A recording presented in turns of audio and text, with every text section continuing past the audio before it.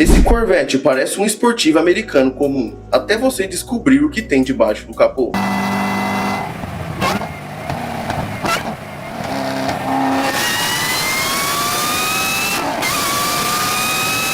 Esse é o Corvette C6 ZR1. Abaixo do capô tem um V8 de 6.2 litros Supercharge, entregando cerca de 638 cavalos. E ainda tem um detalhe que os puristas adoram: ele tem um câmbio manual de 6 marchas. Ele faz de 0 a 100 em 3.3 segundos e passando de 330 km por hora. Hoje um Corvette C6 ZR1 pode ultrapassar R$1 milhão dependendo do seu estádio de conservação. Mas e aí, você teria um Corvette C6 ZR1 na sua garagem?